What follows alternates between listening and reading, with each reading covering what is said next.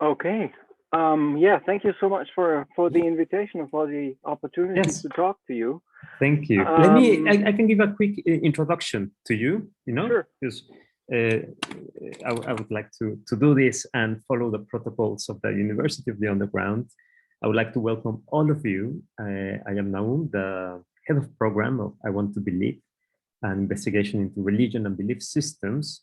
I would like to welcome the participants and the visiting participants. Also, if you're watching, make sure that you support this program by donating. So going to our website and hit the donate button.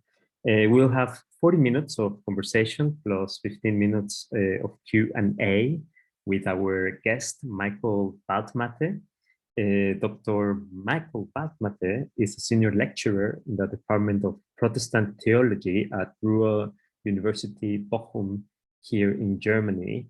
Michael is researching the connections between religion and space exploration in the history of spaceflight, as well as in history and contemporary theological, philosophical, and ethical thought. His current projects include science and technology awareness in humanities education and a project on humanoid robots as crew members in space analog missions. And personally, I'm very excited to have Michael, since both of us, we are also faculty at the Space University where he lectures religion and space exploration. So Michael, all yours. We cannot hear you. Thank you. Okay, again, thank you for the kind introduction. I thought it was a great idea to have two screens for this presentation. Turns out it was not such a good idea because I'm getting mixed up in between. I've also prepared my presentation in Settings. That would mean that you can't record it, as I won't be sharing my screen. Is that all right, or do you want me to share the screen? I mean, it's fine if it's not recorded. If you prefer not to, I can stop it. No, I mean, I will be talking, the students can watch the slides, but you won't have the slides on the recording. That's a problem. Yeah, that's okay. Okay, good. So, oh, hang on, I need to share the first slide, otherwise you can't see where you need to go. All right, so you need to, can you see the link now, this link? settings.com/space religion. Maybe you can put it on the copy paste it on the chat. I can do that, certainly. No, I can't. Why is that thing changing? Okay. Look at that. This is weird. I'll type it in the chat.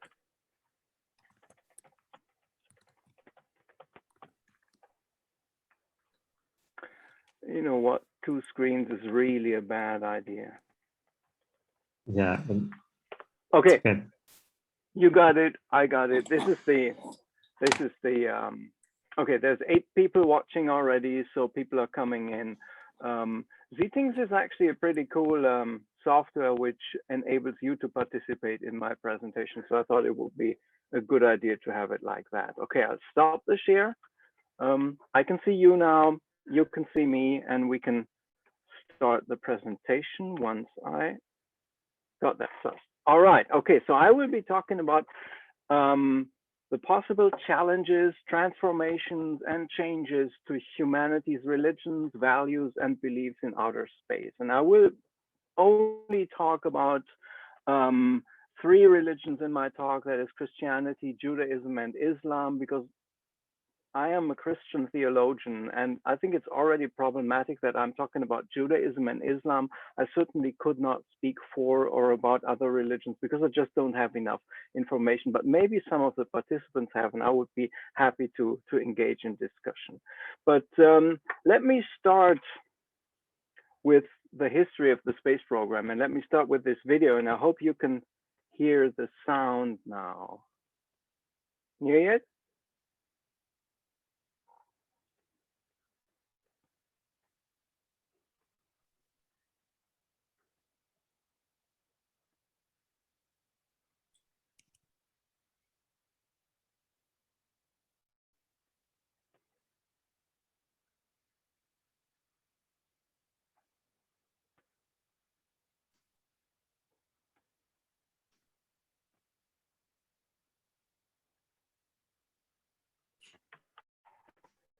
So I hope you could hear that. If not, there were subtitles. This was a message sent from lunar orbit when on Christmas Eve 1968, the crew of Apollo 8 orbited the moon. The three astronauts decided to read from the Bible, the first chapter of the Bible, the story of creation. And by doing that, you could argue they framed what they were seeing, that is the earth from the outside, as creation. So they were sending a religious message from outer space, and that had consequences. A couple days later, the then president of the American Atheist Association, Madeleine Murray O'Hair, sued the US government for spending taxpayers' dollars for sending religious messages from outer space. If you want to Google that, it's the case is it went all the way to the Supreme Court. The Supreme Court decision is named Payne O'Hare versus Payne. Thomas Paine was the NASA administrator at that time. And here's an interesting tidbit. This case that went to the Supreme Court got thrown out by the Supreme Court with the argument that the Supreme Court of the United States of America has no jurisdiction in lunar orbit. Now think about that for a moment. So here's some judges who can decide, who need to decide on spending taxpayers' money for religious messages from outer space, and they choose to not decide, but rather say we are not responsible for lunar orbit. On the other hand, and this is an interesting fact in history. On the other hand, the US government decided that they could talk about legal rights of asteroid mining a couple of decades later. So maybe this religious case will have some further significance in the future. But I just wanted to show that to you as an example, as one of the first examples of religion playing a huge role in human space exploration. There are countless other examples. So Christianity, when Christian astronauts flew into outer space, took the opportunity to read from the Bible. They also took the opportunity to celebrate Holy Communion on the moon. When Apollo 11 finally landed on the moon, and remember, Apollo 8 had gotten NASA into big legal trouble, and the astronauts had been asked not to send any more religious messages from outer space. Buzz Aldrin asked for a moment of silence and reflection after the astronauts had secured the lunar lander on the surface, and then he and Neil Armstrong celebrated Holy Communion. This is actually part of Buzz Aldrin's kit. He wrote some Bible verses down. He took wine and a wafer to the moon, and then they celebrated Holy Communion. When you look at the Apollo protocols, it's in there, him asking for a moment of silence and reflection. He just didn't want to announce it on an open radio circuit. Some other examples for religion in space exploration. You could have probably bought that one. It's very interesting. There was a group of NASA engineers who decided that, one of the Apollo 1 astronauts who died in a fire on the ground had supposedly said that one of his aims was to bring a Bible to the surface of the moon. And then a group of NASA engineers decided that now that this man was dead, Edward White, it was their task to bring a Bible to the moon. So what they did was they had microfilm Bibles printed, hundreds of them, and had them put on the Apollo spacecraft. So more than I don't actually know how many really flew. I know that about 300 made it to the surface of the moon. There were none on Apollo 11. There were some on Apollo 12. Unfortunately, they put them in the wrong part of the spacecraft. Apollo 13 never landed on the moon. And on Apollo 14, 15, 16, I don't know about 17 though, there were hundreds of these microfilm Bibles that landed on the moon. Now, the interesting bit about that is that after these pieces of plastic film were returned to Earth, they were given to dignitaries, politicians, religious leaders to basically show that Christianity had managed to send their holy texts to the surface of the moon. One interesting anecdote is that Johnny Cash tried to secure one of these lunar Bibles for him and his partner, June Carter. And the idea was that they would cut it in half, and one would wear each half around their necks to show their partnership. But even Johnny Cash is not allowed to cut a Bible in half, so he never got given one.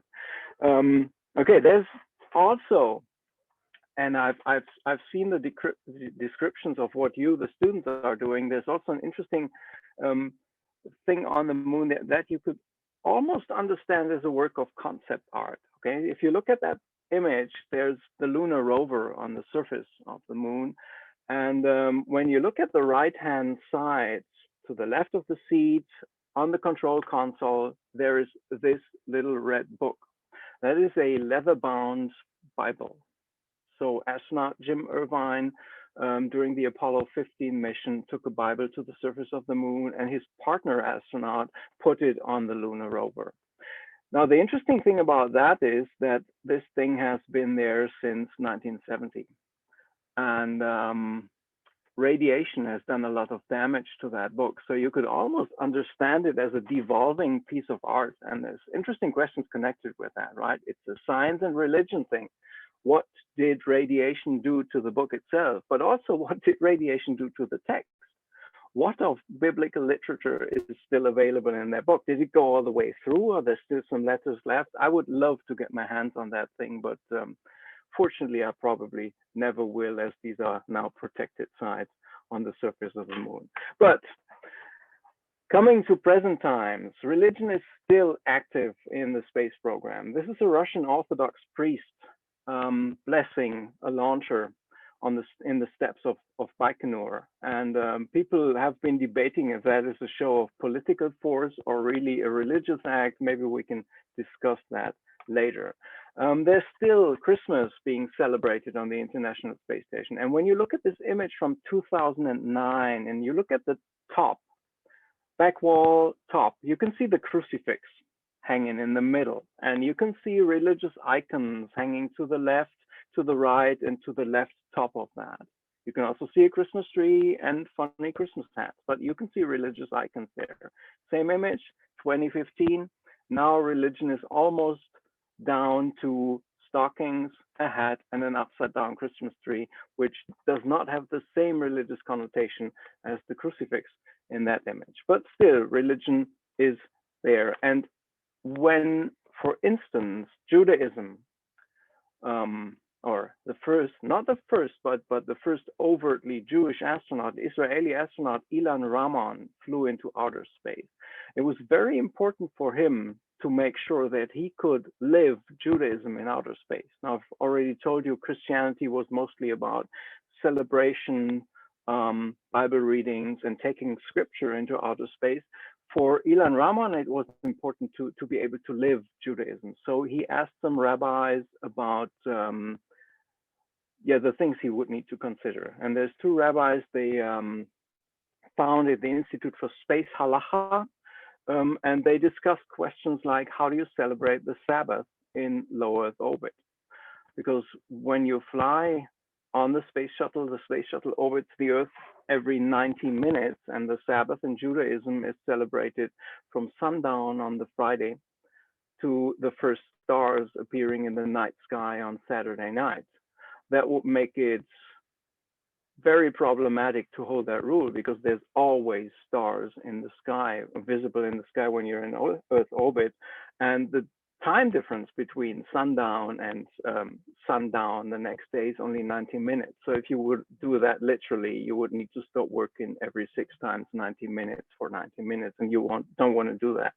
So the solution for that goes back to Jewish tradition, has also been applied to Jewish submariners, and in theological terms, basically the solution is Adonai created the Earth with a 24-hour time period, rotational period. Why should we change that for an astronaut?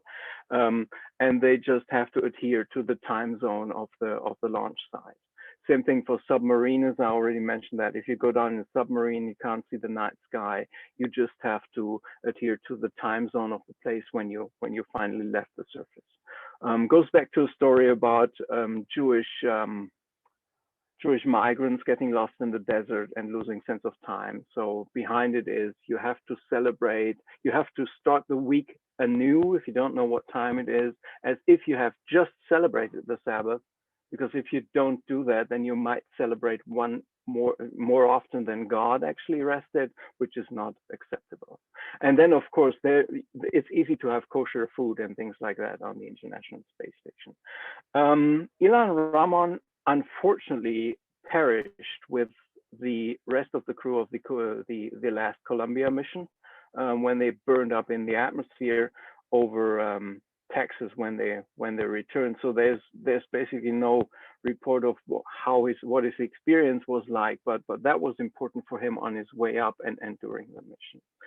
And here's an example from Islam. That is Sheikh Mustafa Mansour, a Malayan astronaut who, when he was flying to the International Space Station, of course, not the first Muslim astronaut. There were a couple of Muslim astronauts during the Soviet space program, but as you can imagine, during a Soviet communist space program, it's very hard to find an appropriate place for religion in outer space in an atheistic country. But when he flew into outer space, he actually had a religious ruling written for him by a religious authority in Malaysia.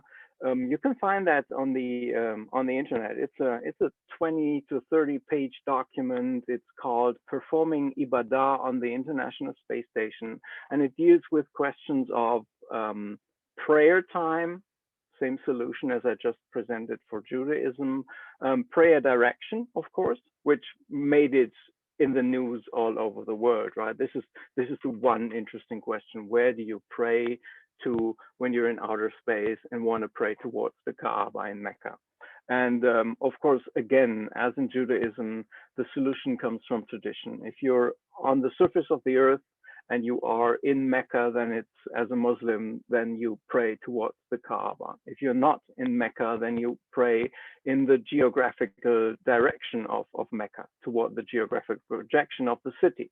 And if you don't know where that is, then you pray to Allah with the will to pray to Allah in your heart, so that you don't pray to other gods. So there's already this solution, and they just applied that to outer space, showing that their religion is very adaptable to outer space. Interesting anecdote. Of course, you can imagine, right? Everybody is thinking about that. You're going around the earth. How do you pray? Do you change direction while you're praying?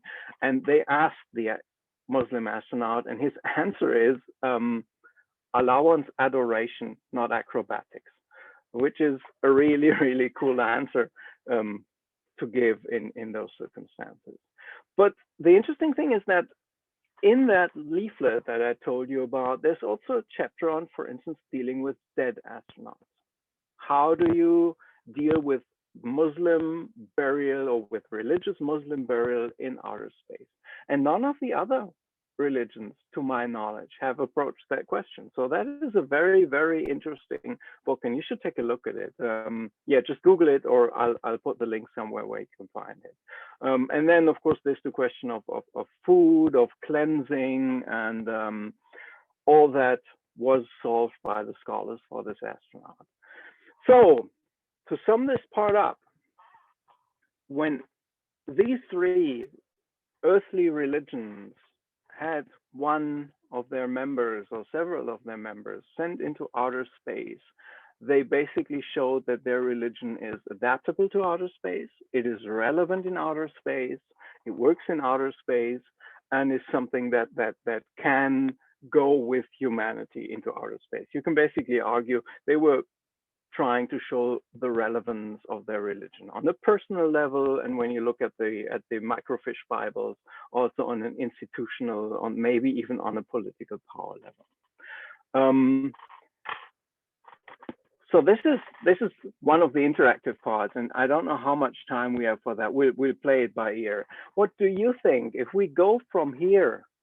I've shown you the past and the present. How should religion and space exploration be tied together in the future? And I think you can put some input in there now. Is that right? Does it work? Sorry, can you repeat, Michael? You should be able to put some thoughts in there, write something down now. If you could do that, it will show up on the screen, and then we can all take a look at it. Yeah. By the way, Chris Welch is saying hi. Oh, is he? Yeah. I was say hi back to him, but he's not here, is he? No, he's not here. Yeah, I just got an email from him. So I might be doing something wrong because none of your answers are popping up. I think no one is writing. So. Oh, someone's writing. So. Yeah. So is it just like just kind of a random, completely random idea of how they could be? Yeah, well, your expectations. I mean, I've just shown you that for these people it was politically and individually important, but maybe there's something that you think needs to be thought about. Okay. We've got two individual answers: personal faith, individually. Ooh, black holes in the afterlife. Oh, so I accidentally submitted it twice. I didn't know the first one submit.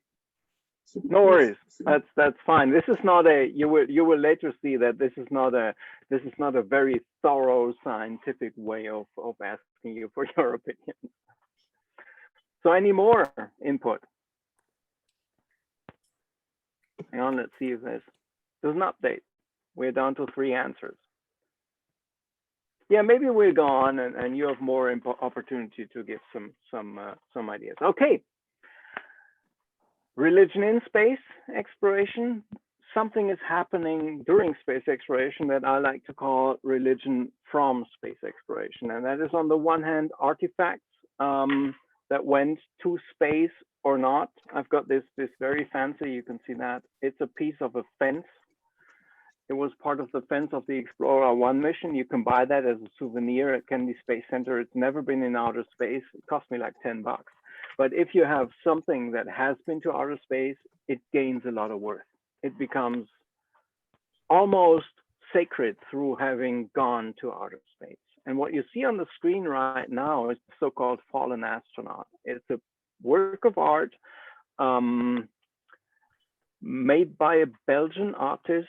The Apollo astronauts asked him not to say who he was. It was done in secret. NASA didn't want it because then it would just promote this individual artist. And they took it up to the moon and left it there to remember the fallen astronauts, the astronauts that had died during space missions. Very controversial because later the artist actually said who he was, and then all NASA's fears came true. But as an example, it is clearly something that shows hallowing ground in outer space, religion happening in outer space, but on the grounds of Earth religion. But there is more.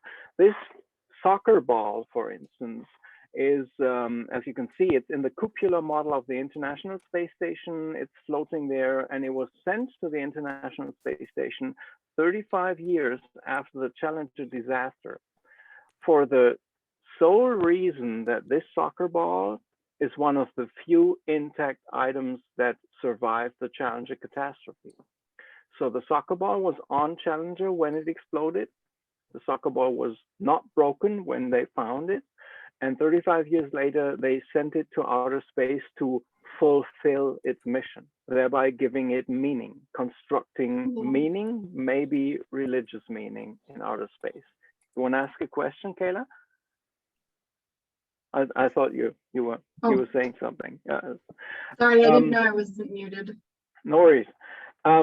So it's in front of the Earth, right? It has the Earth as a background. It's there in outer space, which brings me to the next topic of religion from outer space, the so-called overview effect. I've shown you the video from Apollo 8. Apollo 8 was also the mission when this picture was taken by Bill Anders using a Hasselblad 500 camera and obviously color film.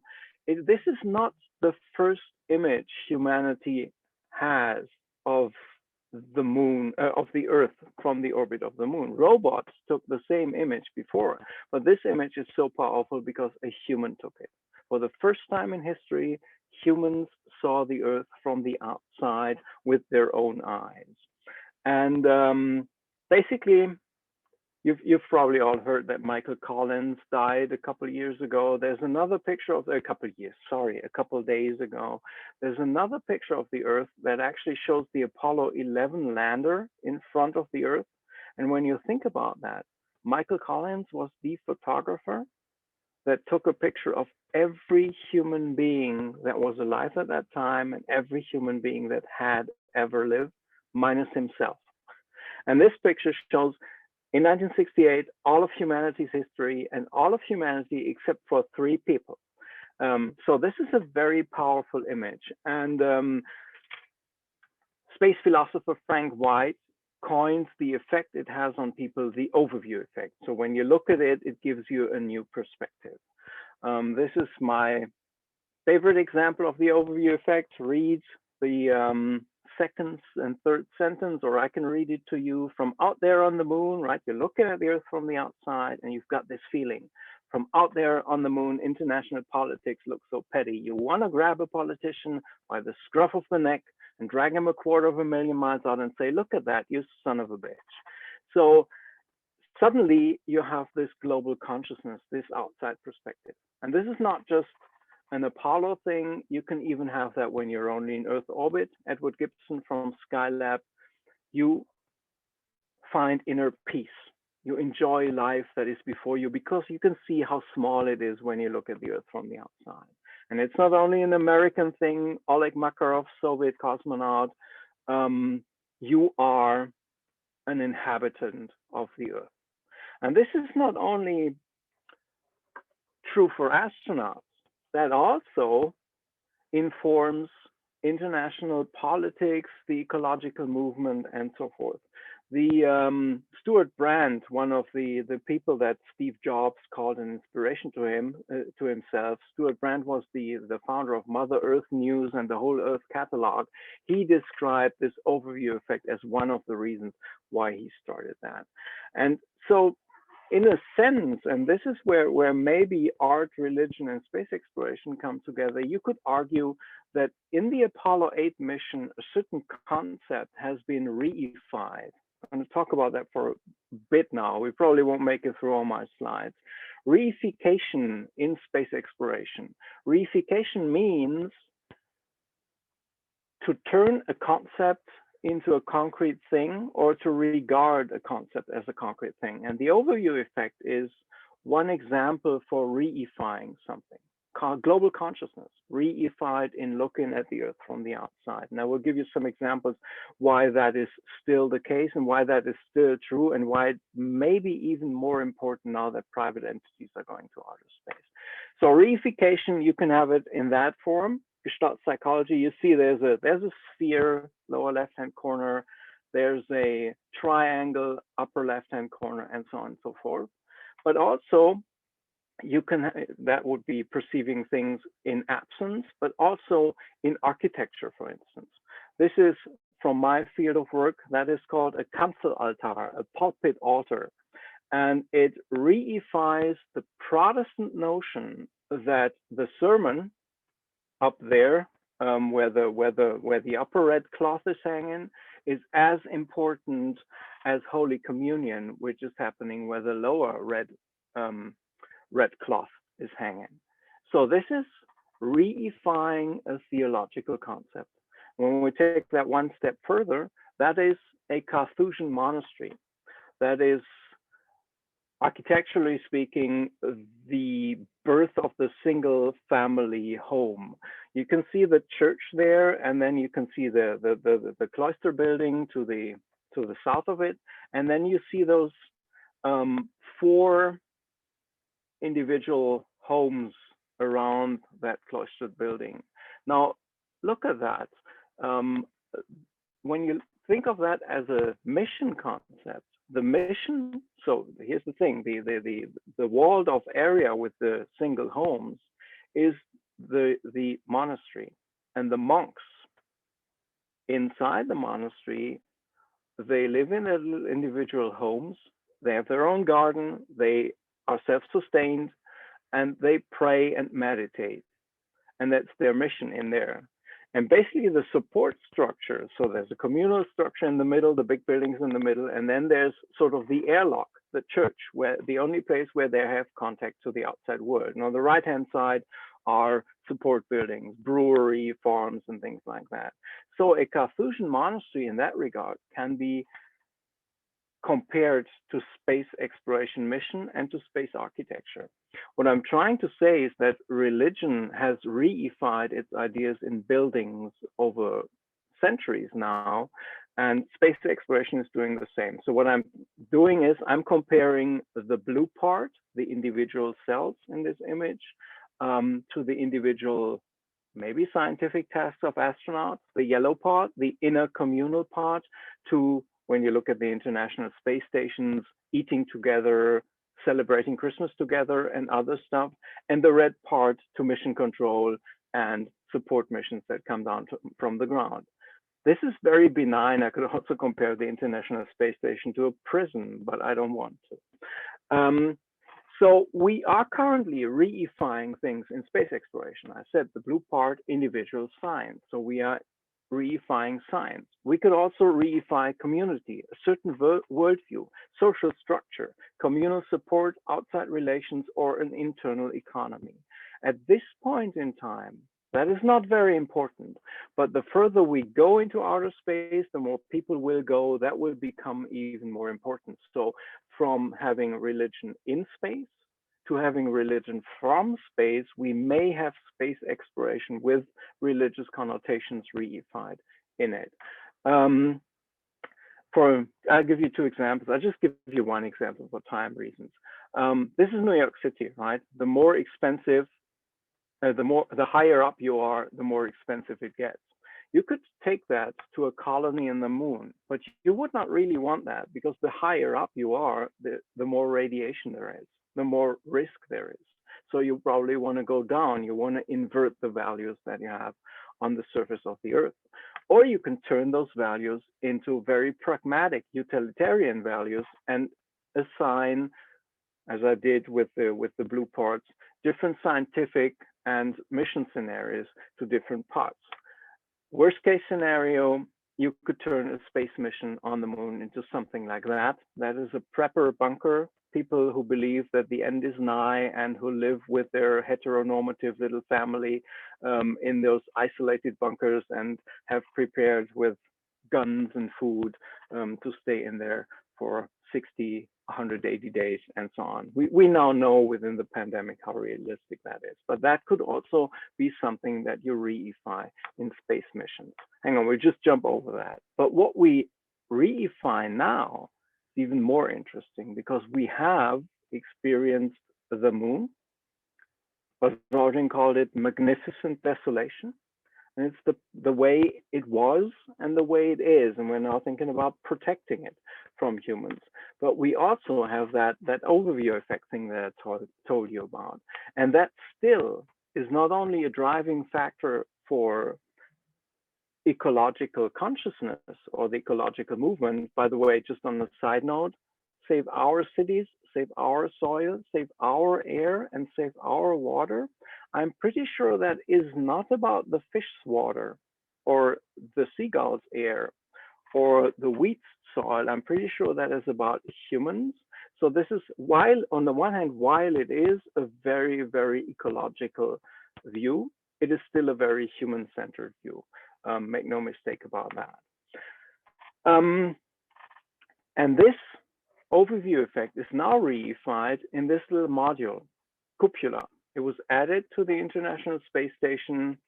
When they added it, they said it was there to better be able to control the Canadian robot arm. But what really happened, and I did a workshop on that at Brown University, we looked at it with some students. What really happened was that the astronauts spend a lot of their time in there looking at the Earth and taking pictures of the Earth. So, which has scientific consequences. They look at the Earth more, you get more research data from up above, but on the other hand, also has artistic and very, very human consequences. So when you look at the data stream, since Copula has been added, there's a lot more pictures coming down from the ISS than other data before. It's a very, very interesting thing that this has so much of an impact. And here's the good bit. People are paying for it. I already told you with the Skylab example, you don't need to go to the moon to experience the overview effect, the God perspective, if you will, as Apollo 8 did, describing it as creation. You can pay for it, go to the ISS and experience it. And this is an image of Anousheh Ansari, female space tourist, and look at what she says. All these things that may seem big and impossible, we can do this. That is what the overview effect has taught her. Peace on Earth, no problem. The overview effect gives people that type of energy, that type of power, and I have experienced that. Now, we all know that peace on Earth is a big problem. It's not just no problem, it's a serious problem, and we haven't solved it, and she hasn't solved it. But the overview effect is one of the things that give you the idea that it is solvable. This is Richard Garriott, UK space tourist. He had heard of the overview effect, but having done many extreme things, I mean, he's done it all: skydiving, mountain climbing. He even dove on the Titanic. He didn't think it would greatly affect him until he got into space. His life has changed because of his space experience. And people are paying for that already, even though they now do not even have the means to experience it.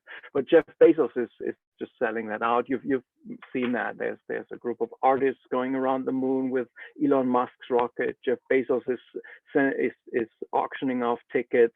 NASA has the first private crew going in 2022. So this is going to be heating up, and this overview perspective as a religious perspective, or at least similar to religion perspective, will become more and more important. And there's people thinking about that. And with that, that is probably the last thing I'm going to show you, and then my time's up and we need to discuss things, or we can discuss things. That is an artist's concept by Waltemathe Rubio. I'm sorry, my Spanish is terrible. It's a temple on the moon. And it's not anywhere on the moon. This is important. It's on the rim of Shackleton Crater, the so-called peaks of eternal light. So Shackleton Crater is on the south side of the moon, and the temple is at a place where you can only see the Earth part-time. I don't know the exact ratio, but out of 20, hang on, was it 60 days, you can only see it for 40 or something like that. So you basically have a ratio of 2/3, 1/3, and there will be times when you will not be able to see the Earth because it will be below the horizon. So for current astronauts, but also for future space settlements, the interesting bit about that is this God perspective will not be there, and you will only be able to see it part-time. So in a way, it asks the question, can humans really be independent from Earth? Can we go away from the place we have been born, we evolved, we were created, however you want to phrase that, and not be able to look at it?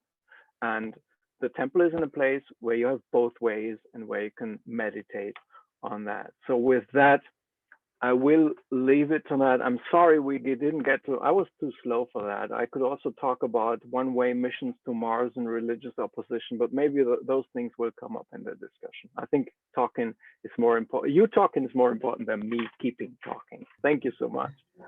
Oh, thanks so much, Michael. That's, yeah, I mean, I'm a fan of these topics because they definitely, I mean, what I like about space exploration is not space, but it's how they push any human topic and make us like redefine what we do and what we are. And religion is definitely a super interesting part of this. So let's go with the first question by Chloe.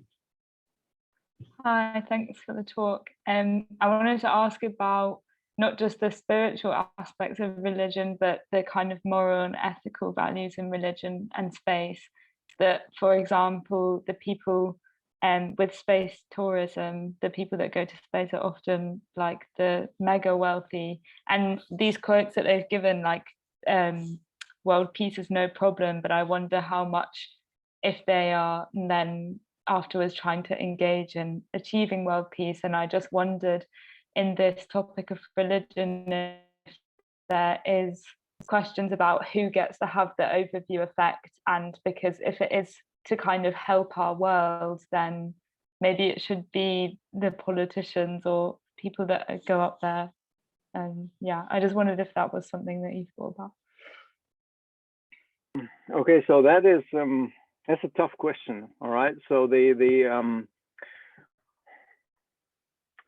knee-jerk reaction would be to say, yeah, this is going to be for the super wealthy, and they just do that so they can tell it to their pals, right? And it will have little effect on humanity. On the other hand, there is, and full disclosure, I'm involved with one of those, there is people who try to educate the people who go before they go, right? Give them ideas of what do they expect.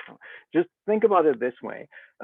These people who want to go there, and Elon Musk says he wants to do it for $250,000 because that's the average price of a house, right? So you can own a house or you can go to space. Elon actually says go to Mars, but as far as I know, Virgin Galactic charges you $250K.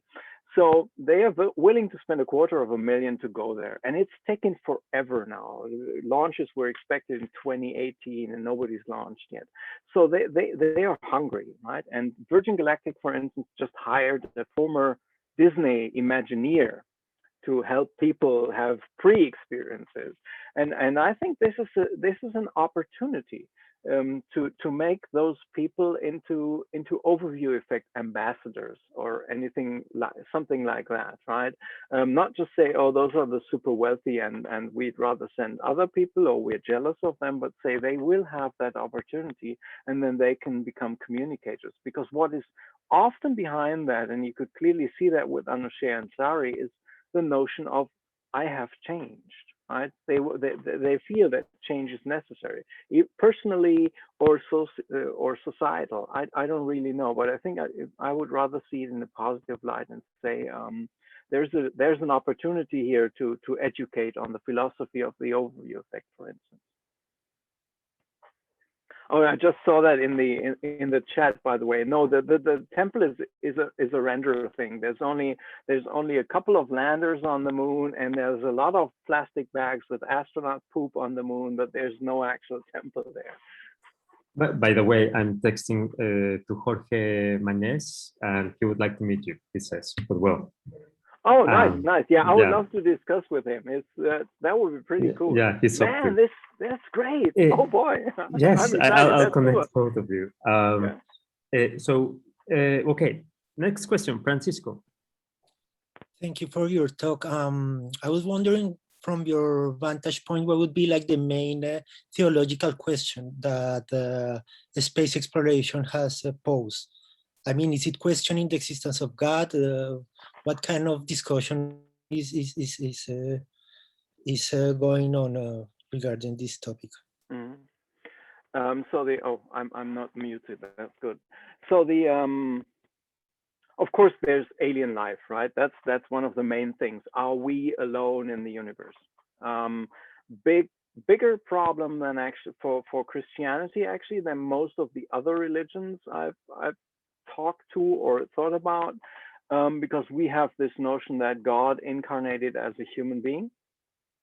And if there's other creatures out there, then maybe God has needed to incarnate as them as well, and so on and so forth. There's actually a lot of literature out on that. Even C.S. Lewis thought about it. So just to sum this up, maybe it was only necessary on Earth to incarnate as a human, and maybe on other planets that was not necessary. Solves a lot of problems for Christian theology, at least. Then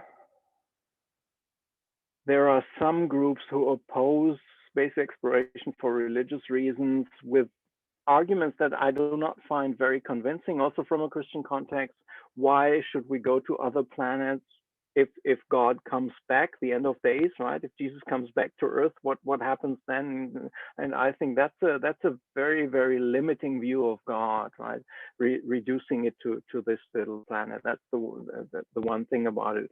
The main problem, or one of the other problems that I see, is basically expanding or talking to religious groups that have a very fundamental view of creation or of religion, and trying to explain to them that maybe when for instance the Bible talks about earth, so in the Old Testament it means the ground, right, where you sow seeds, but in the New Testament it means the cosmos, the whole universe. So most of that religious opposition is probably just a problem of words and not a problem of concepts. But that's the Christianity thing. But the life in the universe thing is I think a problem or a question for all religions. So, and that has ethical as well as spiritual connotations, right?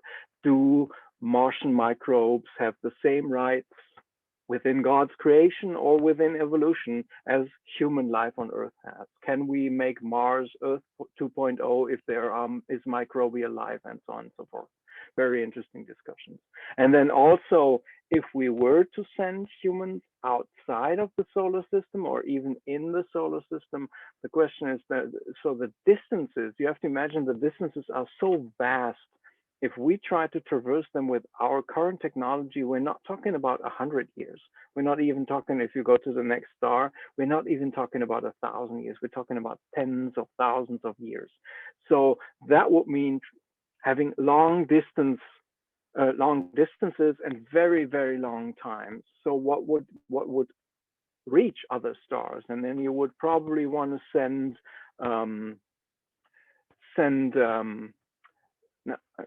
don't send embryos, for instance, frozen embryos, and if you thaw them and breed them on other planets, then you have the question of what makes these humans human, because there will not be humans to educate them. You will need to use your robots for that.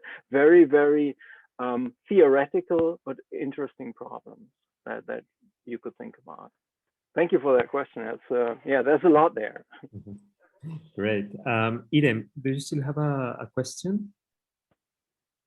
Yeah, a short question actually, because during the interactive part, I wrote about the relationship between the black hole and the afterlife, because I don't know, in my mind, both of things in common.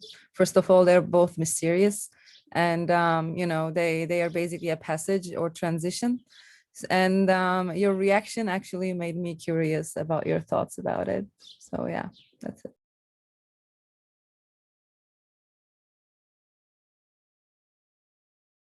There we are.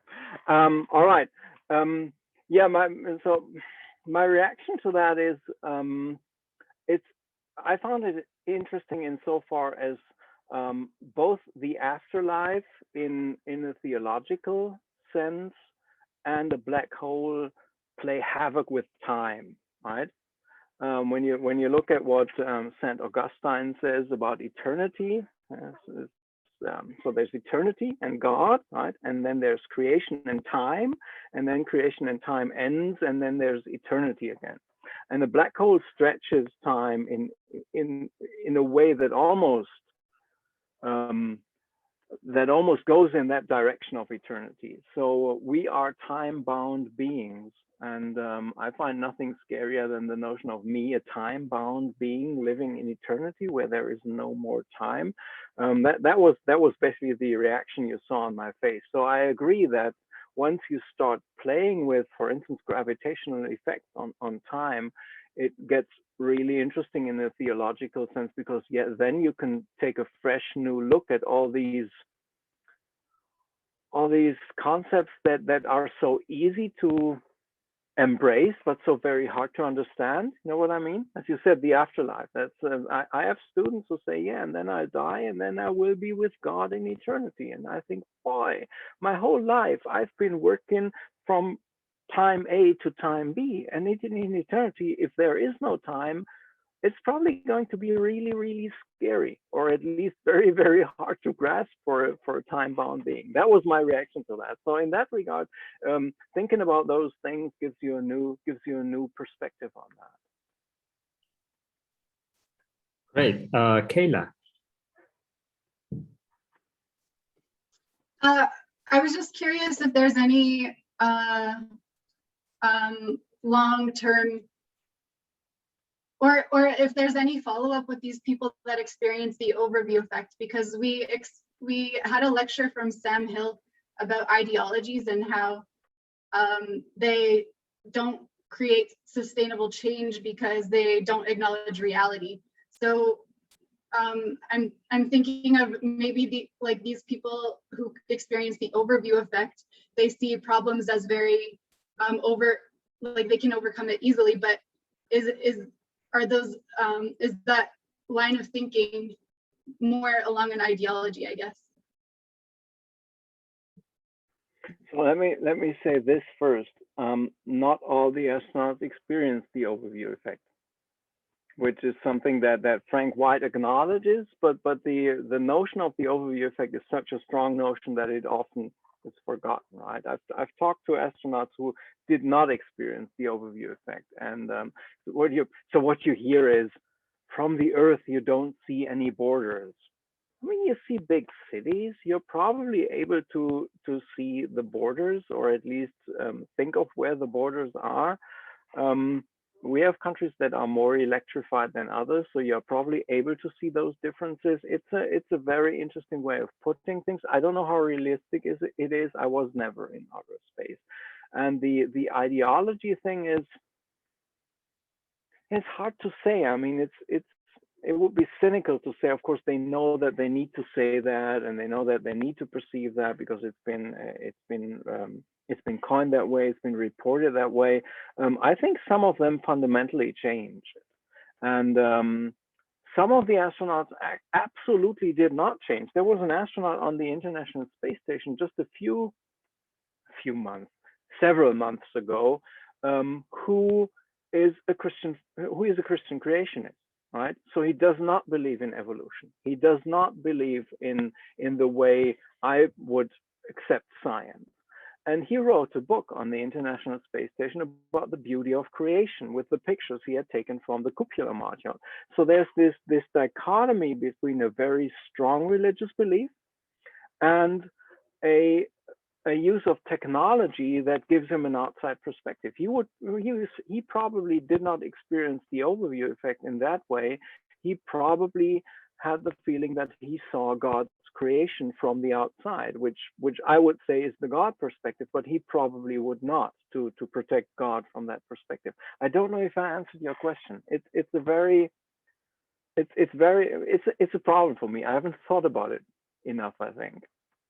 But thank you. It's something to consider. No, thanks. I don't really know what my question was, but thanks for your thoughts anyways. You know, one more thought, okay? Just one little thought, okay? Now we have a lot of Chinese astronauts. I haven't read I've perceived the overview effect from a Chinese astronaut. That may be because I don't read the right literature, or maybe it has not been stated that way by Chinese astronauts. I just don't know. Could be interesting to look into. Yeah, I mean that was a really interesting question, Kayla. You know, because in a way, also what I see is that a lot of these space billionaires, that some of them are doing certainly interesting technological developments, but however their discourse lies on, our species should become interplanetary. We should be everywhere. And some of them have used the overview effect to support their argument. And then when you contrast that the overview effect is not experienced by everyone, and then what I love to say is that it's a privileged view, and that having every human flying to orbit will be environmental catastrophe. It's just a white male privilege gaze. So Exactly, as Ruth is saying, and American mainly. But yeah, I mean, this is some of the critique that we can find to that. And I don't know if anyone has one last question. I lost track of the chat. I think that will be it. I mean, I have one question. Where are you, Michael? That you are in a double star solar system. Yeah, that's the famous Bochum sunset. No, that's Tatooine from Star Wars. But I'm actually in Bochum, so you're in Berlin, right? I'm about 4 hours from where you are. 4 hours by car or train. Exactly. That was very interesting. I saw the discussion about the astronaut and the observation of that India and China that are the areas that are most polluted in the world. I mean, the problem with that is it's a weird mixture of correct scientific observation and framing it as in the world. So that's it's interesting. I wonder if you really can say that from up there, right? You would probably need more than the naked eye to say it, but the way it is phrased is actually that it was the naked eye that showed you that. So this is fascinating. Okay, there's somebody asking for my contact. Yes. Yeah, sure. Oh, the religion and video game research. Oh boy. Okay. Yeah, we can talk about that. Yeah, Michael is an expert in religion and video games. I was. We were. Well, until what year? Sorry. So my dissertation is, I don't know, 10 years ago, 15 years ago, but the I did it in a structural way. So what I said was not on individual computer games, right? If I had done that, then my dissertation would have been obsolete the moment I had published it. I may be able to answer some questions, so please feel free to contact me. Okay, yeah. So how can they get in touch with you, Michael? Google me, send me an email to send me an email here. Hang on. That is probably the safest thing, or find me on LinkedIn, send me messages. That is how Nahum finally got a response from me. Actually, on LinkedIn. You were in my spam, and I don't know why, but it doesn't really matter. But yeah, so LinkedIn is okay. That email address is okay, and that's a good way to get in touch. Okay, fantastic. We have to finish now. But I want to thank Michael Waltemathe for joining us today in the University of the Underground. And yeah, thanks to all of you, dear participants. And I'm gonna stop now.